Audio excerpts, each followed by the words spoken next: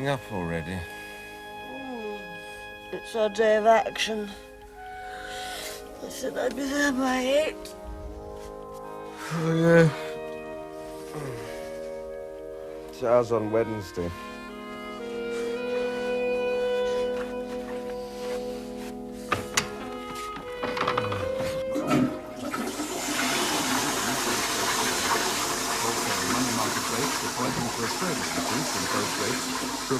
Maybe getting up. After last week's Gary rise doesn't from have any 12.5%. school today. Industrial action by the teachers. Inaction, you mean? Lolling about in the staff room, chewing the fat. That's not action. It's not an industry either, come to that. The government view is that current pressure on money markets is only temporary. Might I borrow your Jefferson and Dromey? You could bring it back next week, then. There's a rather good chapter on structuralism and post-structuralism you should have a look at. There's a bit on Russian formalism I need. Oh, where's that? There was turmoil in the Commons. Make sure last Gary night does over some the homework Western today. What about Raymond? Doesn't he have to sign on? No, tomorrow. Second statement of the day. He won't be getting up till the pub's open then, will he? No. Misled MPs concerning a letter to the government from British Aerospace. Earlier in the day.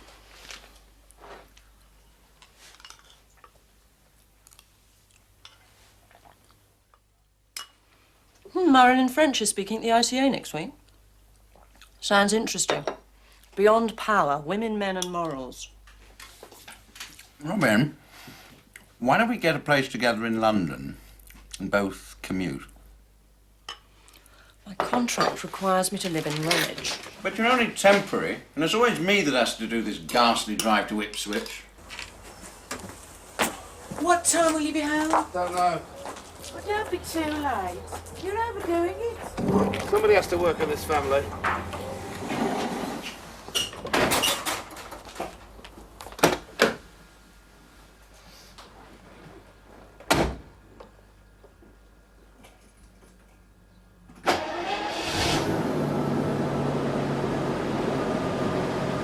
You can't let me go. I'm the only member of the department who published a book last year. I know that, but Anyway, we tried living together in Cambridge. What are we doing now, then? How would you describe our relationship? Well, I'd say we were very old friends who spent most weekends together and don't sleep with anybody else. At least I don't. Neither do I. That's it then.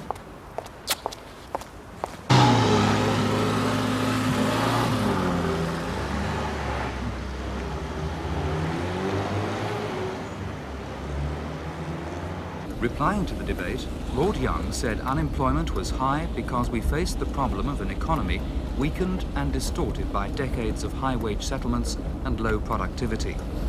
And he emphasized the need for greater competition, which...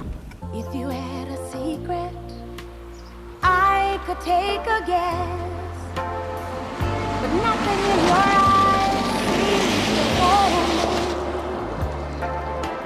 Truth or consequences, which one will it be?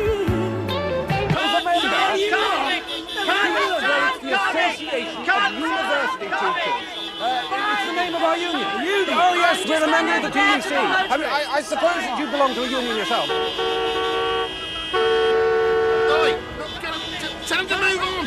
You're causing an obstruction to the public highway. We're exercising our democratic rights. Oh, I've had enough of this bloody nonsense. I'm going to sort this bloody lot out.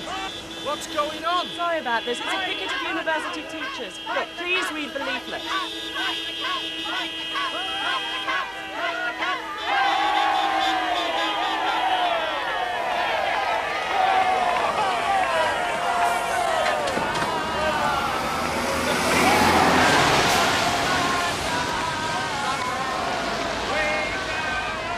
Go on, go on! Come on!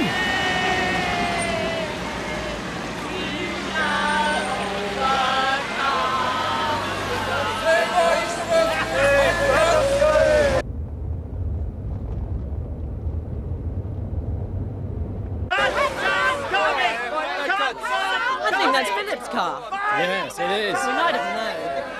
Come on. Swallow! Judith! Judith! Judith!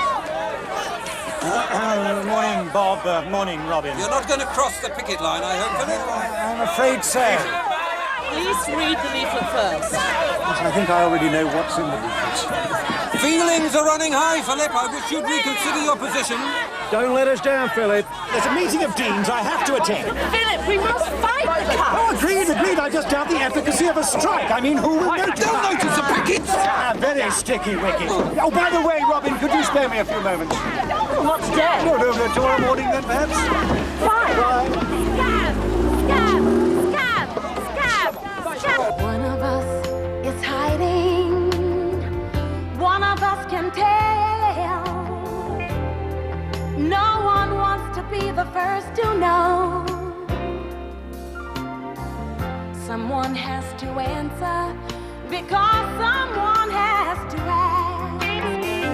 But keeping on like this is torture. Going undecided, you know it's twice as bad for sure.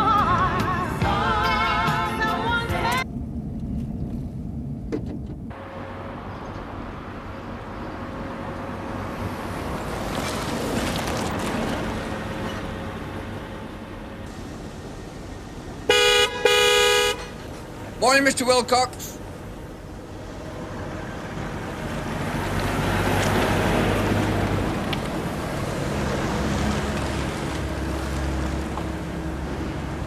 Do you think they're seeing each other then? He's here. Oh, God. Morning, Mr. Wilcox. Morning. J. Pringle and Son, how may I help you? Oh, I don't think Mr. Everthorpe's in at the moment. Hang on, I'll try. Morning, Vic. Morning, Shirley. Did you have a nice weekend? Same as any other. Make some coffee, will you? Little Zan, your post? Yes. I thought you'd like to see our Tracy's latest portfolio. What? Another one? Well, if you want to be a professional model, you Tell Brian Everthorpe we'll want to see him as soon as he arrives, will you? Right, Vic.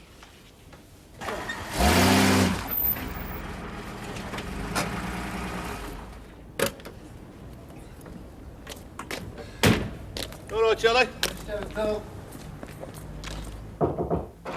Come. Oh, Dick. Charlie said you wanted to see me. Oh. Morning. Just arrived. Yeah. Terrible traffic on the A454. It's always the same on a Monday morning, ain't it?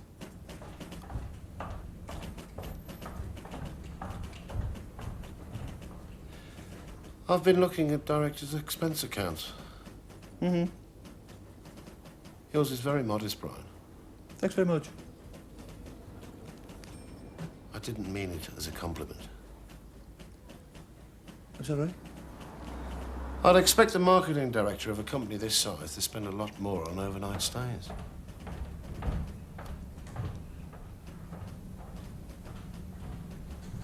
Your mileage is pretty modest too, isn't it? I don't know, is it? I'd say so. Anything else? Yes. I've got a meeting with technical and production tomorrow morning at 11. I'd like you to be there. Right. See you there, then.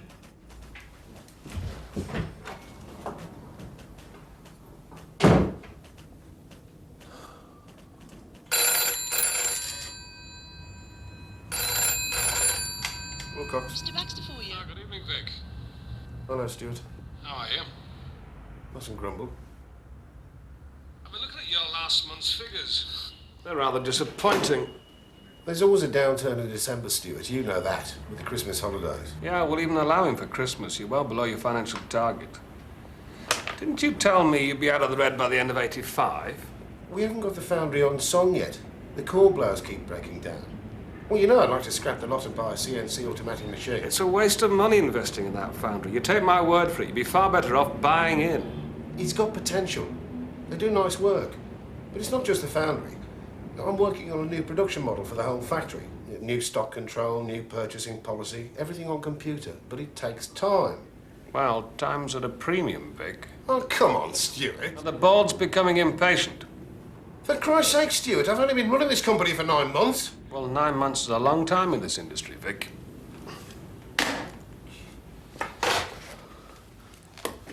Shirley!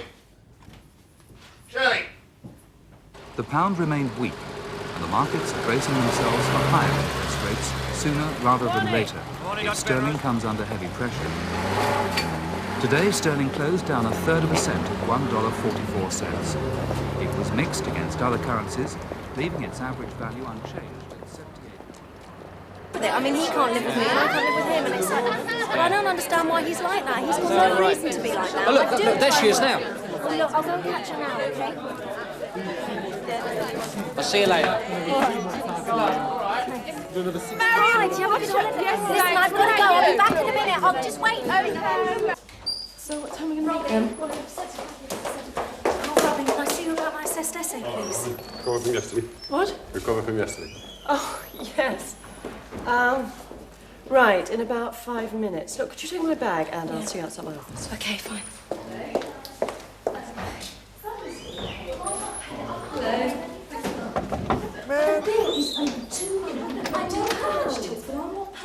Everybody's got a bill. Well, all right. He has done more than anyone else. I know, but I mean, there's no good in going on about this. You haven't got any grant.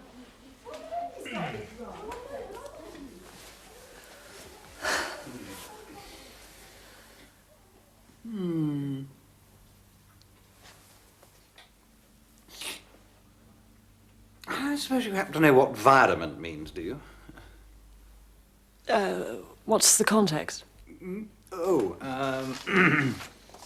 V-I-R-E. No, the context. Oh, well, this is a paper circulated to all principals and deans. At present, resources are allocated to each department for separate heads of expenditure without the possibility of environment. I'm afraid I've never come across the word. Neither had I before the cuts, then suddenly it started appearing everywhere. UGC circulars, working party reports, committee papers. The VC is particularly fond of it. It's not in the Shorter Oxford. Not in any of my dictionaries. Well, why don't you ask whoever wrote the document? Well, the bursar? Yes. I can't possibly ask him. I've been sitting on committees with the bursar for the past several months, solemnly discussing environment. I can't admit now that I haven't a clue what it means.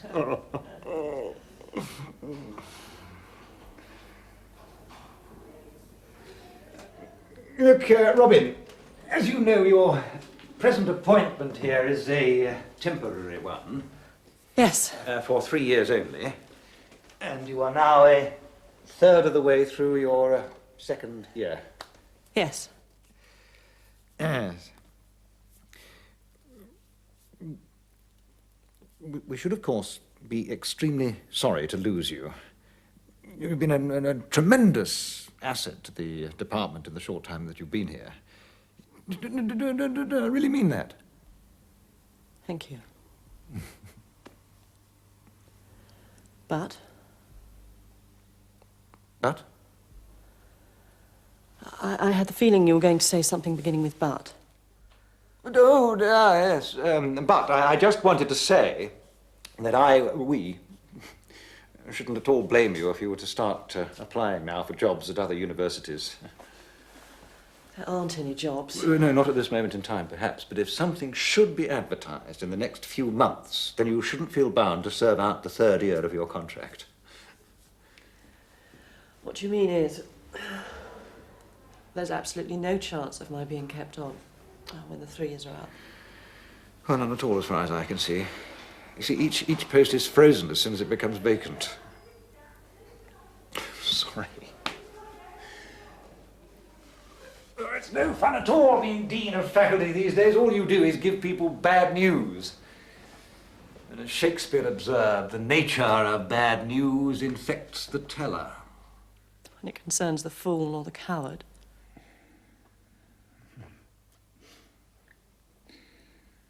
Would you believe the biggest grouse in the 60s was the noise of construction work on campus? I suppose it's like the Big Bang theory of the universe. At a certain point in time, it'll stop expanding and go into reverse. Well, expensively trained scholars go on the dole. Quite. A black hole. Very good.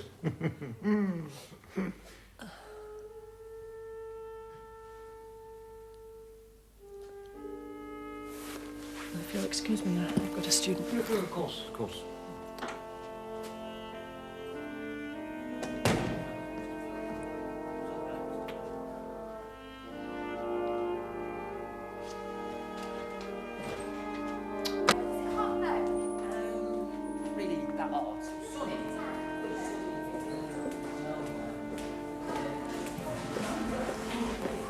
Something important, was it?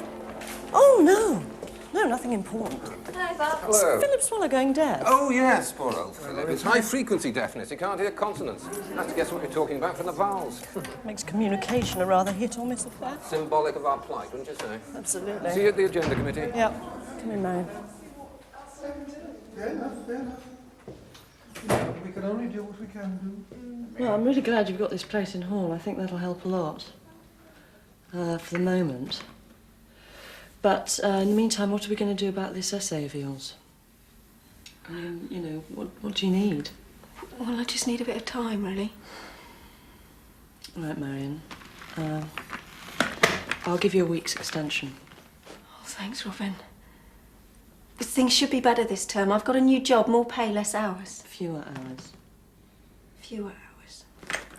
What job's that? Oh, it's sort of modelling. I hope you know what you're doing. Oh, it's all above board. Really. Well, what do you model? I suppose you call it underwear. Oh, Marion. I need the money, Robin. The pub job was taking up too much time. Well, what can I do if my dad won't make up my grant? It's not fair.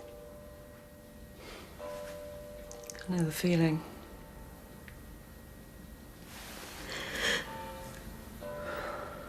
I'll give you 2 weeks. Oh, thanks, Robin. In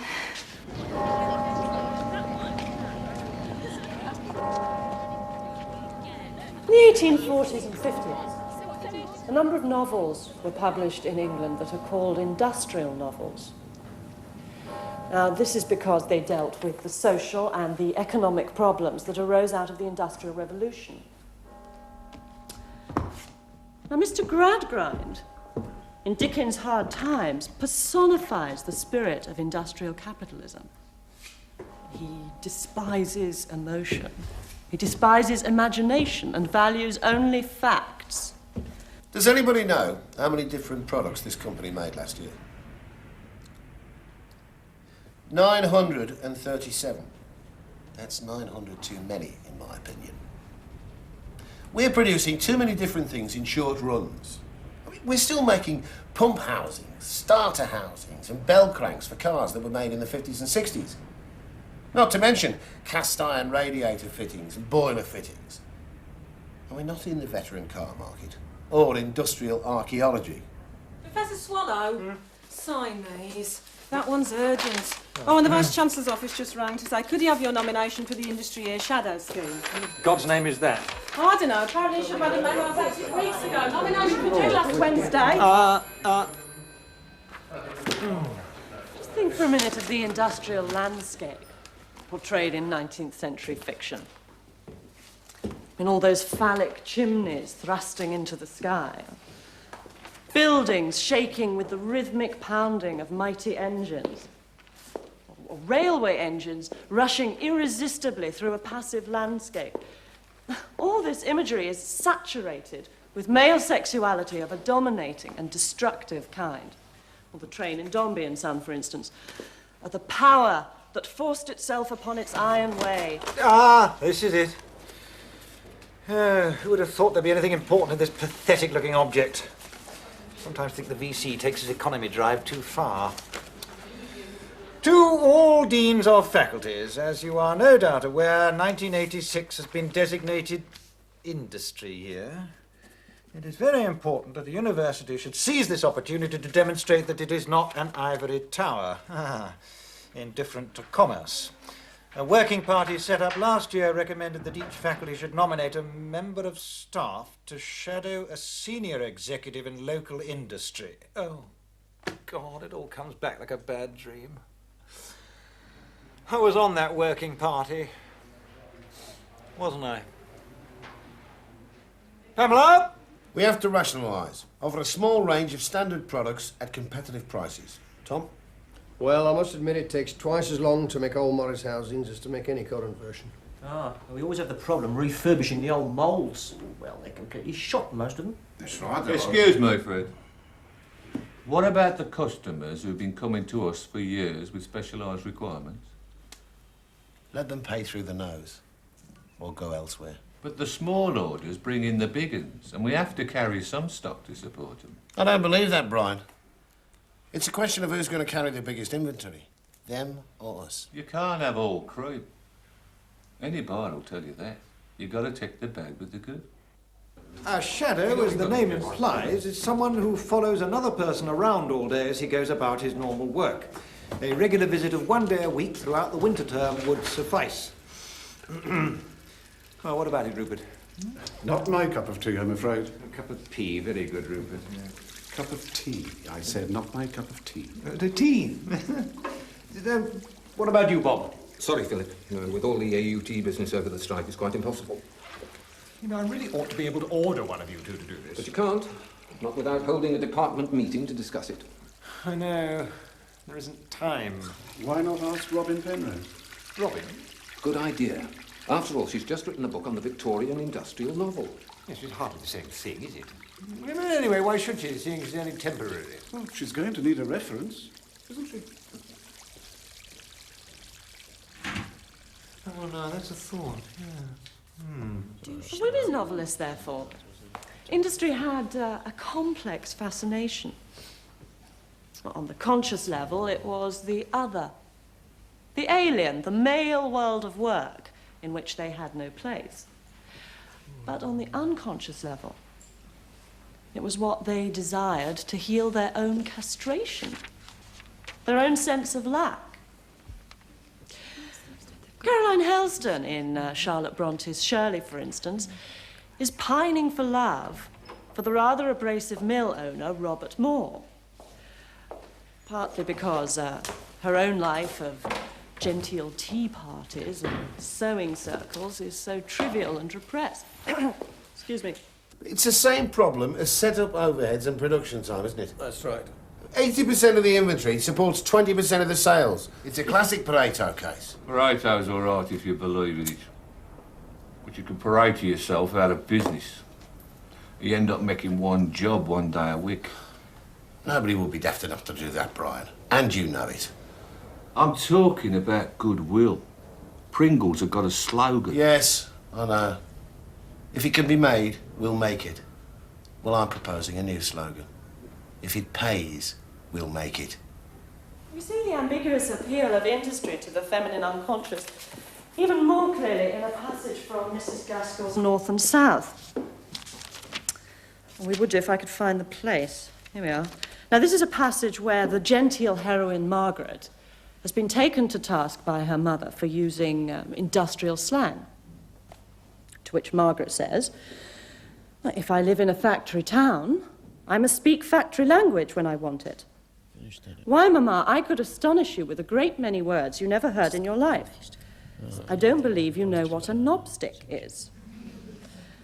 Not I, child, replies her mother. I only know it has a very vulgar sound, and I don't want to hear you using it.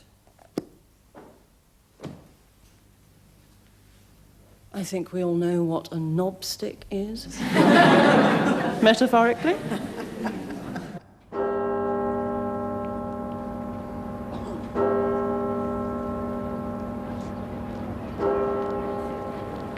Robin, well met. Could you spare me a moment? Well, I was going for a game of squash. It won't take long, only something rather urgent has just cropped up. Oh? Yes, I think you could be the very person that the VC is looking for. The VC? Shall we, I really do think you should include probably. Are you familiar with the term shadow? No, applied to a person, that is.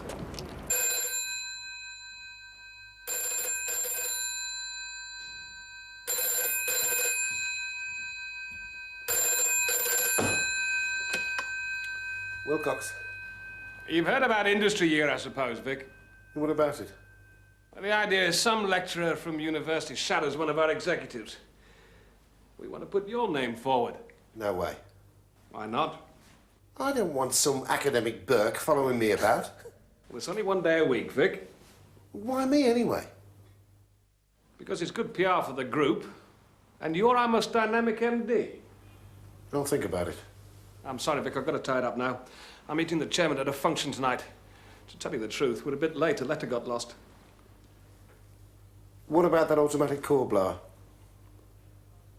Stuart, I said, what about that automatic Yes, core... I heard what you said.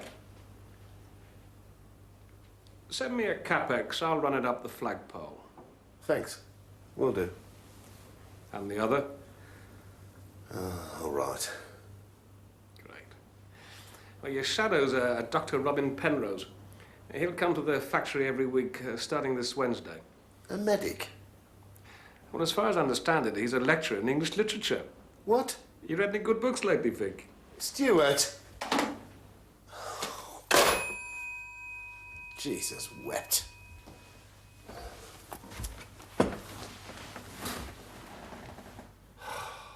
God.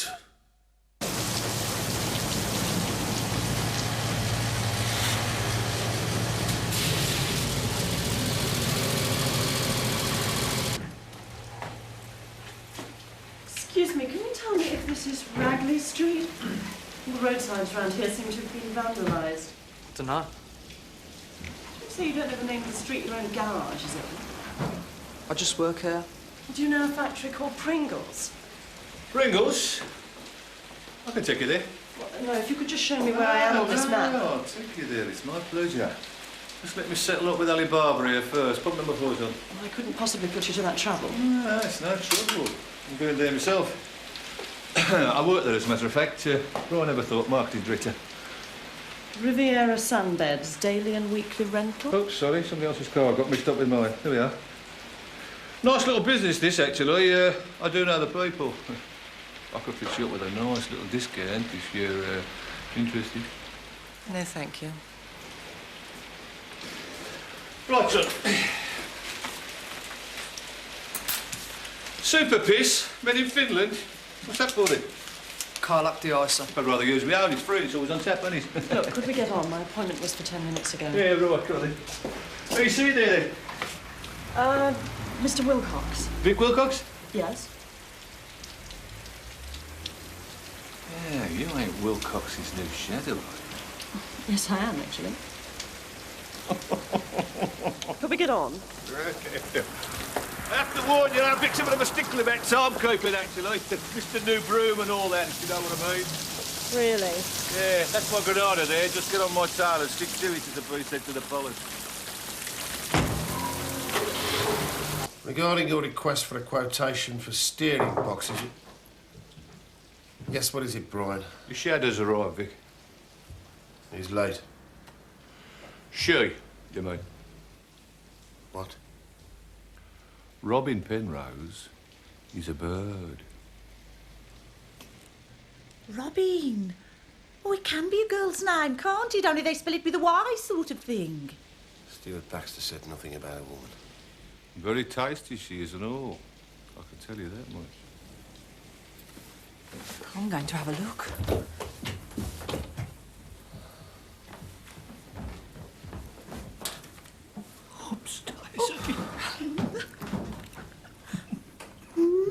Not a bad-looking wench, I suppose. If you like that tone. What do you think you're doing? It's a little dodgy of predecessors. He liked to look over his visitors before a meeting. You mean you can see into reception from the... Shh! Well, come on, have a decker. Shut up. Now, come on, she's a cracker. Come on, Vic.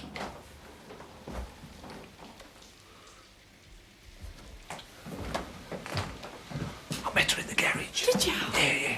I think she fancied me. Come on. Serious. Well, go on, have a deco.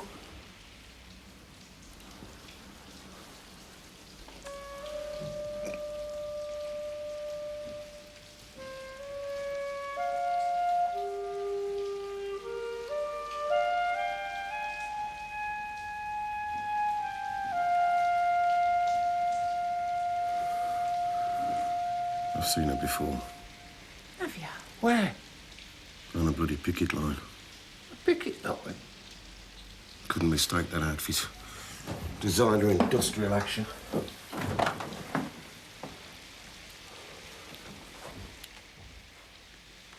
Well, show her in then.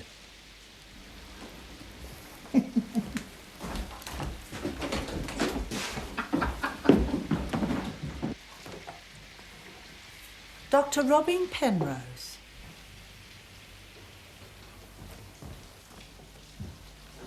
I'm sorry I'm late. I'm afraid I got lost. Oh. Well, I've never been to this part of Rummage before. I thought perhaps you were on another demo. I'm sorry? Didn't I see you outside the university on Monday? Yes, you probably did. Smoke? No, thanks. What were you protesting about? Pay? Pay and the cuts. Mm. You want more money and no cuts? That's right. Think the country can afford it? Certainly, if we spent less on defence and more on the things... This that really company matter. makes gearbox casings for Challenger tanks and conrods for armoured personnel carriers. Now, if those contracts were cancelled, your cuts would become ours. Well, you could make something else. Something peaceful. Like what? I can't tell you what to make. It's not my business. No, it's mine.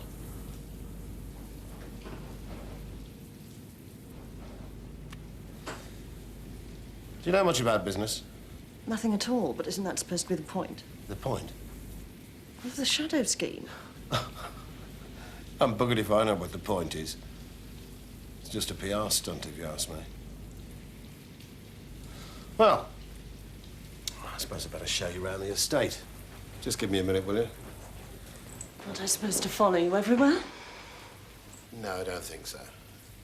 Shirley will show you where the ladies is. Oh. Do you have many strikes here? Not anymore. The men look around this area. They see the factories that have closed down in the past few years. You mean they're afraid to strike? A strike would plunge us deep into the red.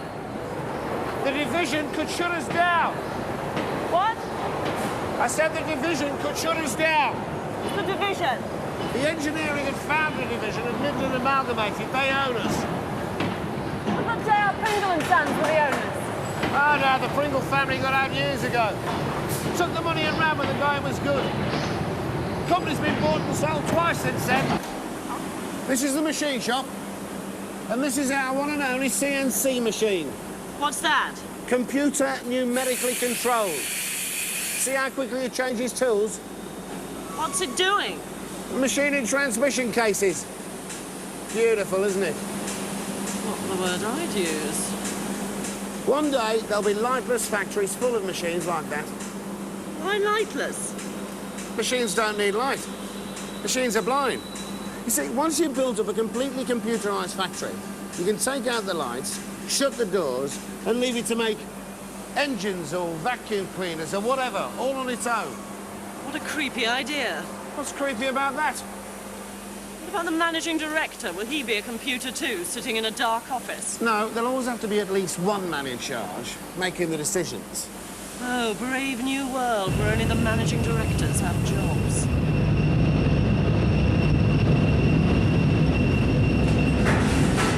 Right, we'll go and have a look down here now, and mind your step. What's this place? Foundry. What's it for? You don't know what a foundry is? I've never needed to. I don't suppose you know much about metaphor and metonymy, do you? No, I don't.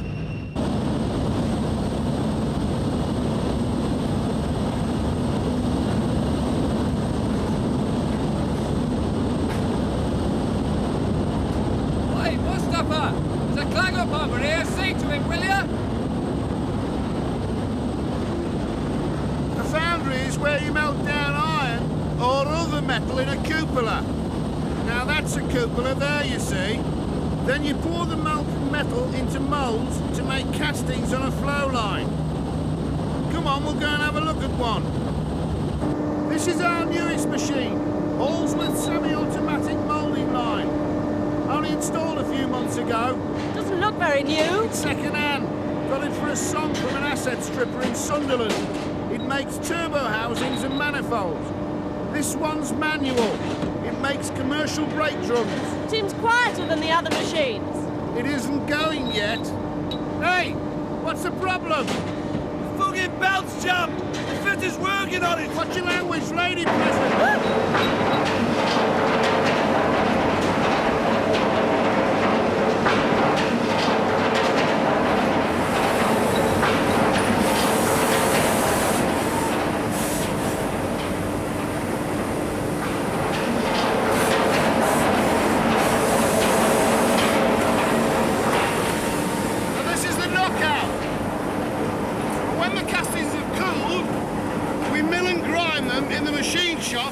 And bore holes in them so that they can be assembled into more complex products like engines. Are you with me? I think so. When does this frightful noise stop?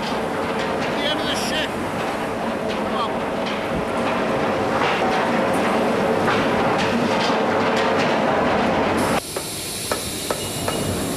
This is one of the machines which makes... They're made of sand and resin. And we put them inside the moulds before the molten metal is poured in. Couldn't that be done automatically? Yes. At a cost. But if it saved somebody from having to do such a boring, alienating job. You think he'd rather be made redundant? You can't have it both ways, you know. How'd you like to lose your job? That's different. It's nice work. It's meaningful. It's rewarding. Not like this. Come on.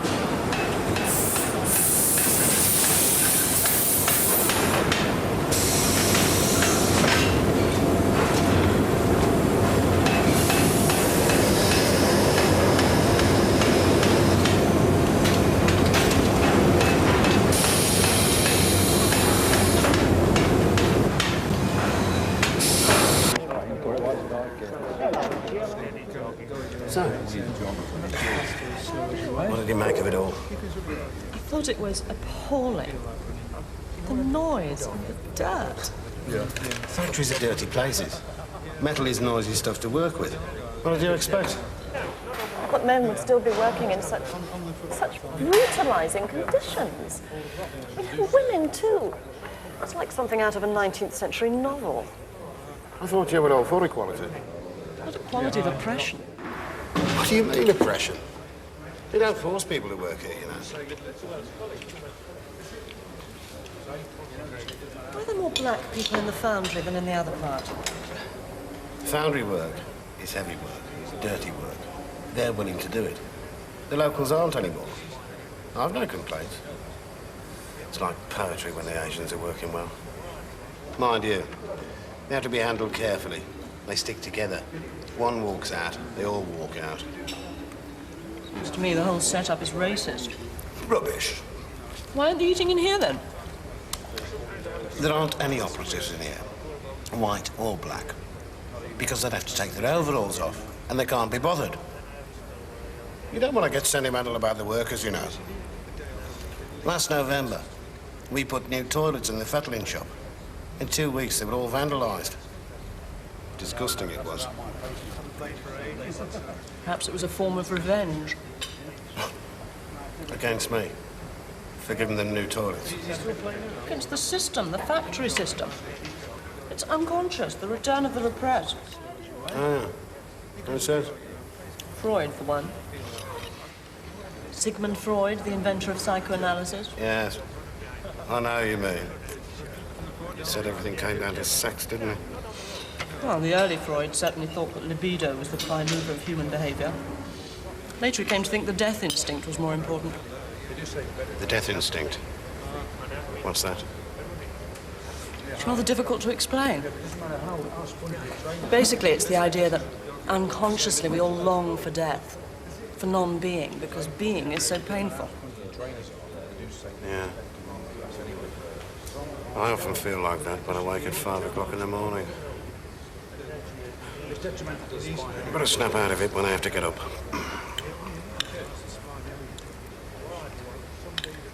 My students are more interested in ideas and in emotions than in machinery. Won't pay the rent though, will they? Ideas, emotions. Well, is money the only criterion? Well, I don't know a better one. What about happiness? What? Happiness. Wisdom, personal fulfillment. Won't pay the rent either. What's your Rick? We're expecting you down there, man in the moon, but no doubt you had a nice lunch and somewhere else, a bit one up market, eh? We ate in the canteen. Oh, I never took it out that old, did you? It's clean and it's good value. You want to see me about something? Yeah, you've got a minute. Now, I've been thinking that we need a calendar. You know, something to give the customers at the end of the year. Now's the time to plan it. What kind of calendar? The usual sort, you know, birds with boobs. No, tasteful, though, do you know what I mean? Bit like the Pirelli jobs. I mean, they're collector's items, they are. Pirelli? Oh, relax. I wasn't thinking of hiring the Earl of Lichfield. But there is a way we can get it done cheap. Now, Shirley's got a daughter who does modelling. Wants to do it, you mean? Now, come on, Vic, be fair. Come on, Tracy's got what it takes, you know. Let's take a look at them. I've seen those pictures before. Looks like a double helping of blancmange. And about as exciting. Did Shirley put you up to this? No, it's my idea. Mind you, Shirley's all for it, though. I bet she is. Now, I belong to this photographic club, so... Excuse me. Yeah? Do I understand that you are proposing to advertise your products with a calendar that degrades women? It won't degrade them, it'll, Celebrate them. Exactly. Celebrate them. So, What about the women who work where these calendars are hung up? Aren't they entitled to some celebration of men? I know, perhaps you could pose with Tracy. listen. Women ain't like that. They ain't interested in pictures of naked blokes. I am. I like them with hairy chests and 10-inch pricks. You're shocked, aren't you? But you think it's perfectly all right to talk about women as birds with boobs and stick indecent pictures of them up all over the place. Well, it's not. It degrades the women who pose for them. It degrades the men who look at them. It degrades sex. This is all very interesting, but I've got a meeting in here in 5 minutes. All right, I'll talk to you about it later. When your guardian angel or your shadow, or whatever she is, let me get a word in edgewise. I'm afraid it's a non-starter, Brian. Really? Stuart Baxter don't seem to think so. I don't give a monkey's what Stuart Baxter thinks. This is a company matter.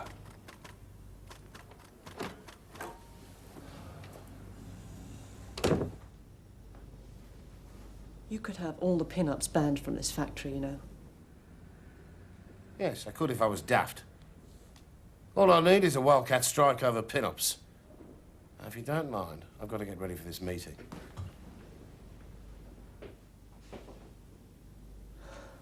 The course setting's okay and there's no problem with the pouring dishes.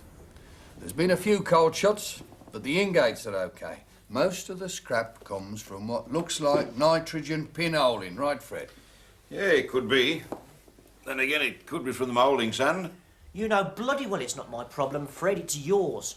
But we've had broken cores, friable ones, thin ones, undercured, the lot.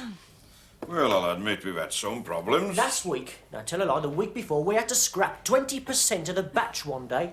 Well, 10% any road. Well, it's the operator's fault, isn't it? Not mine. Well, I mean, he's just not up to the job. What's his name? They call him Danny Ram. He's an Indian. Let's get rid of him then. He's causing a bottleneck. Tom, see to him, will you? We haven't got a basis to fire him. Rubbish. He's been trained, hasn't he? I'm not sure. Well, check it out. If he hasn't, train him quick, even if he can't grasp it. Then each time he fails to set the machine properly, you give him a warning. On the third warning, he's fired. Shouldn't take more than a fortnight. All right? Right. Good. Now, the next question is quality control in the machine shop. Now, I've got a few figures here which I think are quite... Yes, what is it? Do I understand that you're proposing to pressure a man into making mistakes so that you can sack him? I don't think it's any of your business, Dr. Penrose. Oh, but it is. It's the business of anybody who cares about truth and justice. Don't you see how wrong it is? I mean, to trick this man into losing his job. I think you've got the wrong idea about your position here. I must ask you to keep quiet. Or leave the meeting. Very well then, I'll leave.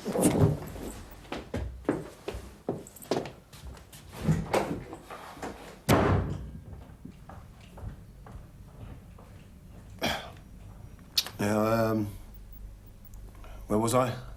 Quality control in the machine shop.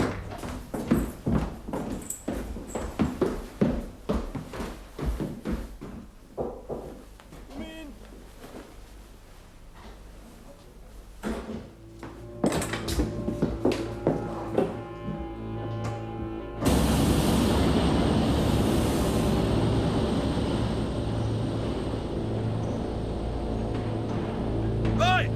Hey! Are we down looking for, sunshine? And I'm looking for a Danny Ram, actually. Nah, I don't know him. Listen, what are you doing tonight? What? We can get off in about an hour. The matter? Hey! Come on!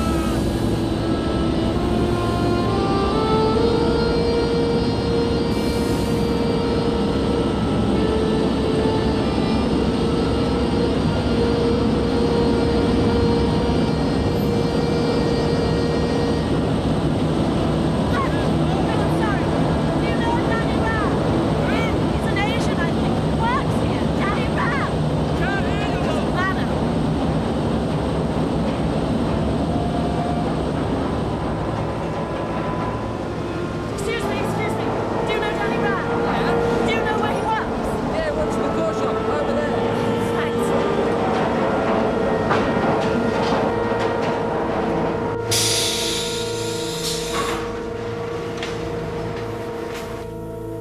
Excuse me. Can you tell me if Danny Ram works round here? Oh, he's just over there. There? Yeah. Right, thanks.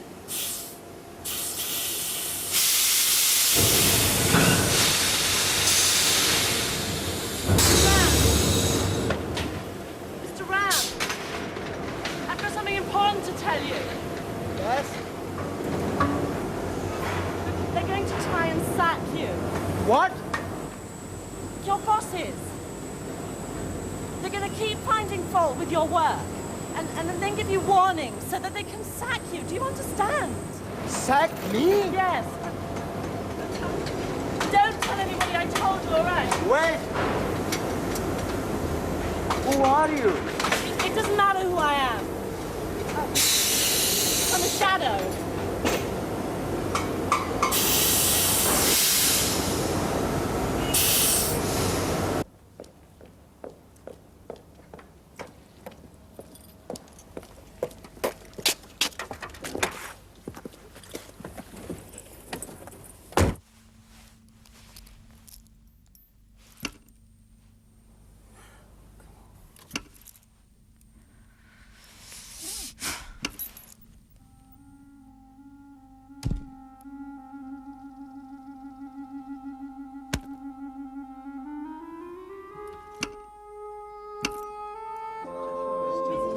Sorry I had to bring that business about the moulding sand, you know, but it's... No hard feelings, eh? Yeah, we've been getting a bit of crap from you the last few weeks. Mine, Can you sign those before you go? Well, I can understand the difficulty you're working on, you know.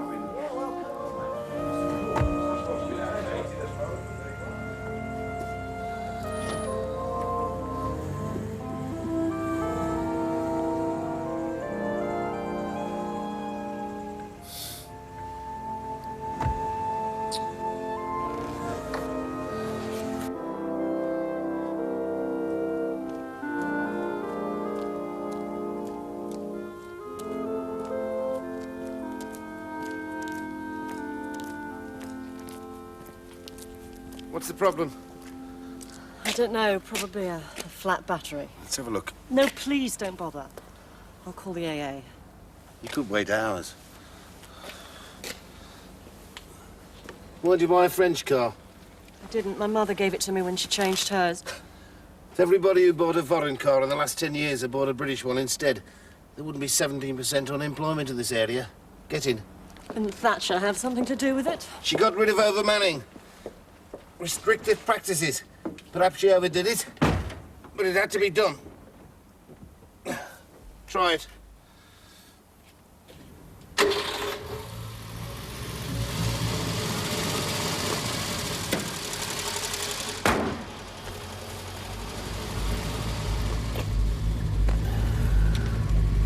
very much. What was it? Loose lead. Well, thanks again. Look, sorry if I was a bit sharp at the meeting just now. That's all right.